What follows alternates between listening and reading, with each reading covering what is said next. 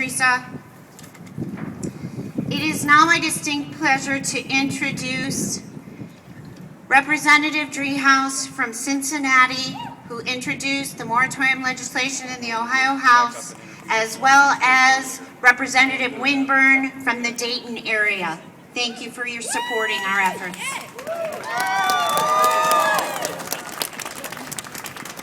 Thank you. It's a pleasure to be here, and thank you all for being here. It means a lot. It means a lot to have support.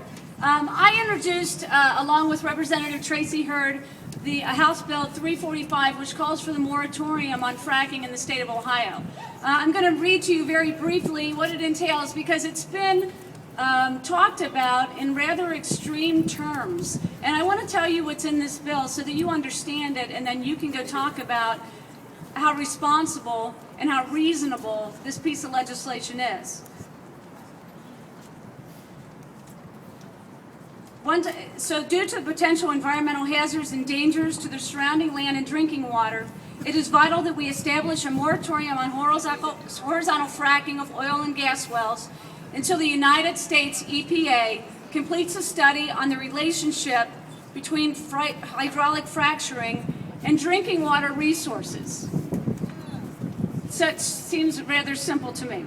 Once the report from that study has been published, we will have a better understanding of how this procedure of fracking affects our drinking water. There are too many questions that still need to be answered regarding our constituent safety. So in essence, what we're asking is that we pause. We let the US EPA come forward with a study that links the impact of fracking to drinking water. We take that information and then decide whether or not we in Ohio want to continue forward with fracking in Ohio. They're having interested party meetings at the federal level.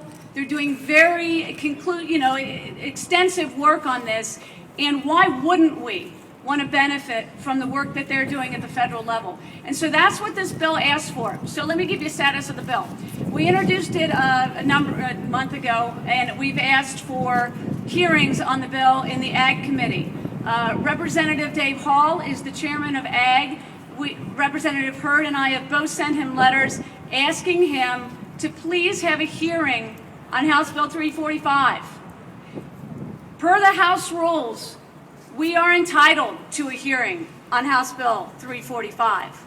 And we expect to get a hearing on House Bill 345 so that we can understand how we can protect the citizens of the state of Ohio.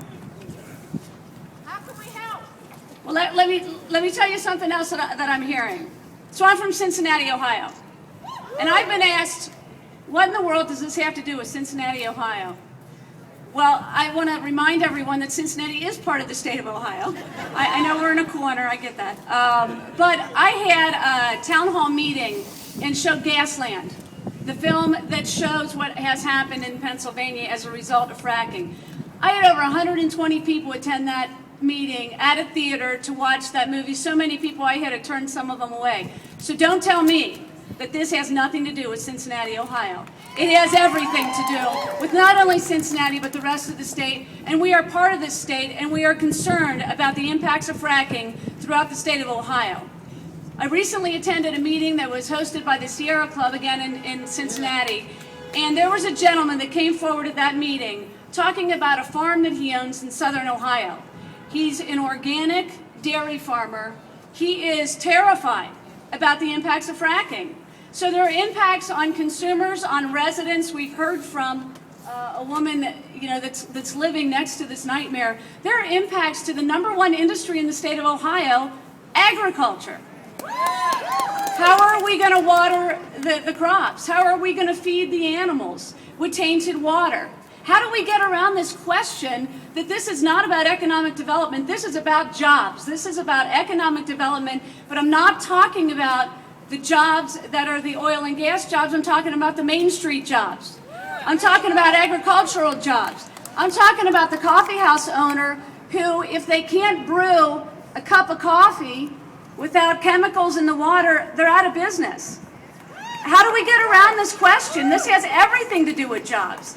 And so I'm asking you to help us talk about this in a reasonable and a responsible way and talk about jobs. Talk about the Main Street jobs that are impacted when you can't get clean water into your business.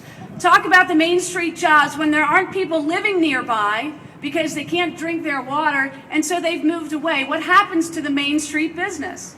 There are impacts here, and we need to start talking about it and not be afraid to talk about jobs, because this is all about jobs. And we're all concerned about jobs in the state of Ohio.